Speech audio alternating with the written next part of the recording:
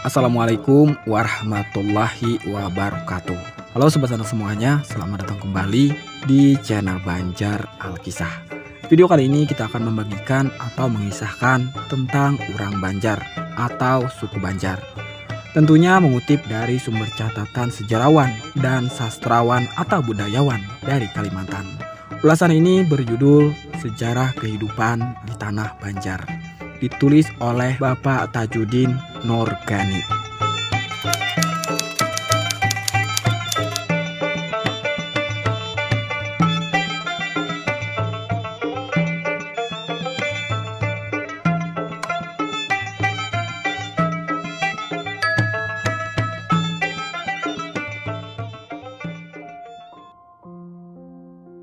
Yang dimaksud Tanah Banjar ialah dibatasi pada daerah-daerah yang termasuk dalam wilayah Provinsi Kalimantan Selatan. Karena daerah-daerah dimaksud dahulunya merupakan bekas wilayah Kerajaan Banjar dan mayoritas penduduk yang tinggal di sini disebut etnis Banjar. Sehingga daerah ini kemudian ditahbiskan sebagai pusat kebudayaan Banjar. Sejarah kehidupan di Tanah Banjar sudah dimulai setidak-tidaknya sejak 6-10 tahun sebelum Masehi. Hal ini dibuktikan dengan ditemukannya fosil manusia purba ras Austromelanesia berjenis kelamin wanita di Gua Batu Babi, Gunung Batu Buli, Desa Randu, Kecamatan Muara Uya, Kabupaten Tabalong, Kalimantan Selatan pada tahun 2000 yang lalu. Hasil penelitian dilakukan oleh tim dari Balai Arkeologi Banjarmasin menunjukkan bahwa fosil manusia purba itu berusia sekitar 6-10 ribu tahun.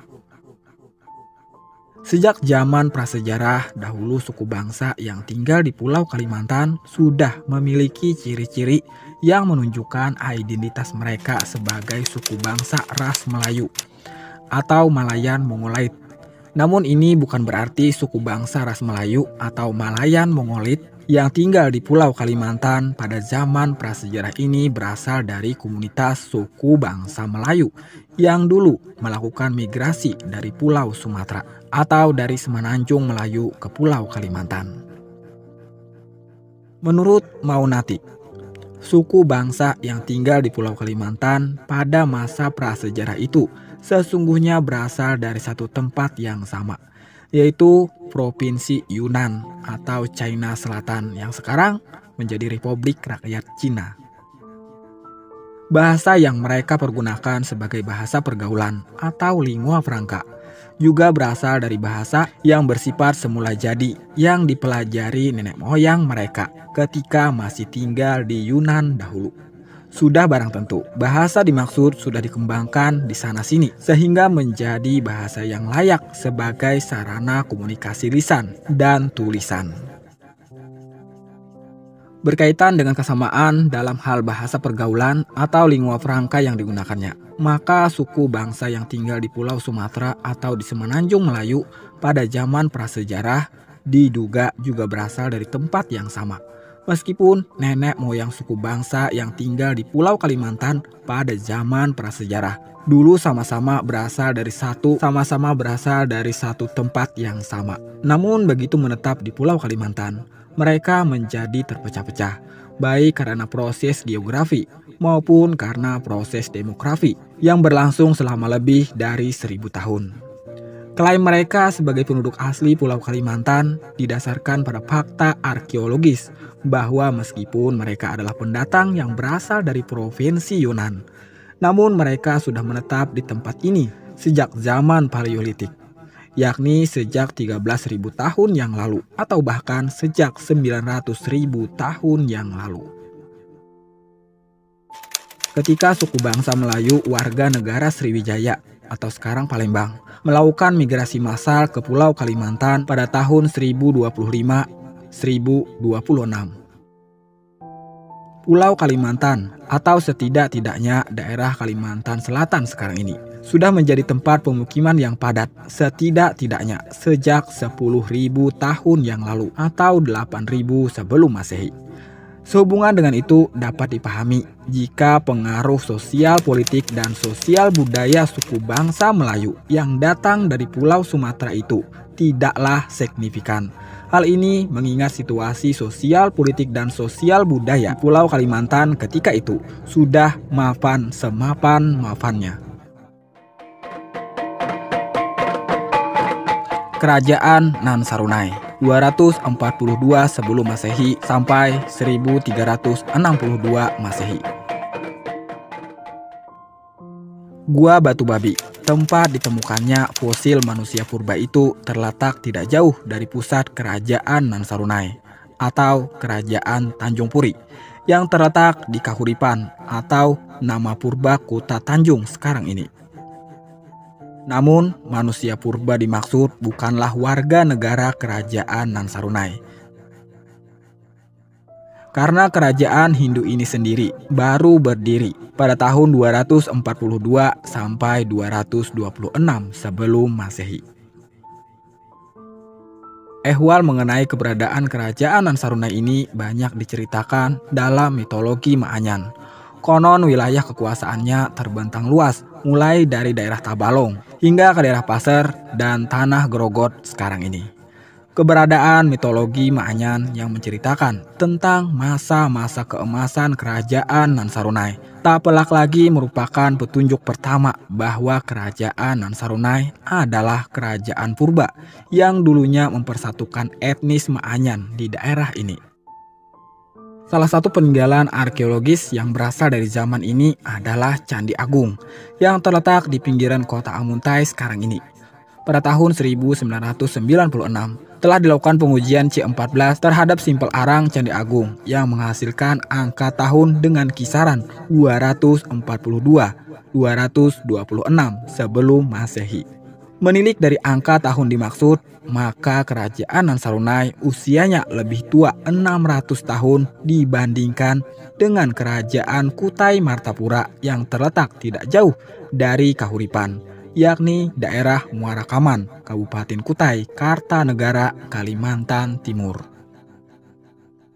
Menurut salah satu prasasti Yupa yang ditemukan di situs Muara Kaman, kerajaan Kutai Martapura baru ada pada tahun 400 Masehi.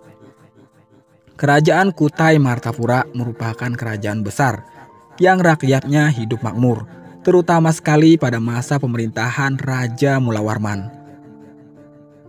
Tahun 400 Masehi, Raja Mulawarman telah memberikan hadiah berupa emas dan sapi dalam jumlah begitu banyak kepada para Brahmana, di mana di dalam salah satu prasasti Yupa disebutkan jumlah sapi yang dipersembahkan Raja Mulawarman ada sebanyak 20.000 ekor. Sungguh pun letaknya saling berdekatan, namun kerajaan Nan Sarunai sama sekali tidak tersentuh oleh kerajaan Kutai Martapura. Pada masa-masa kejayaan kerajaan Nan Sarunai inilah suku bangsa Melayu, warga negara kerajaan Sriwijaya, melakukan migrasi massal ke Pulau Kalimantan. Mereka diterima dengan baik sebagai tamu yang sedang mencari suaka politik. Kerajaan Sriwijaya ketika itu porak-poranda akibat diserbu bala tentara Kola Mandala atau India. Bukan tanpa alasan jika suku bangsa Melayu warga negara kerajaan Sriwijaya itu memilih kerajaan Nan Sarunai sebagai tempat tujuan migrasinya. Menurut Babi Koden dalam tulisannya berjudul Pangeran Samudra dari Dayak Maanyan, lokasi yang menjadi pusat pemerintahan kerajaan Nan Sarunai pada mulanya bernama Lili Kumiyah. Lili Kumiyah didirikan oleh Datu Sailing dan Damung Gamiluk Langit.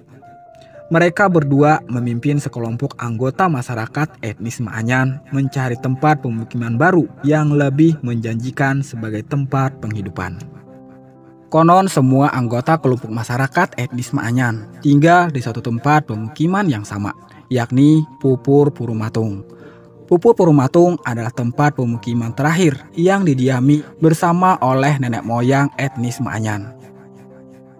Setelah itu, setiap kepala keluarga etnis Maanyan memimpin anggota keluarganya masing-masing mengembara mencari tempat pemukiman baru yang lebih baik.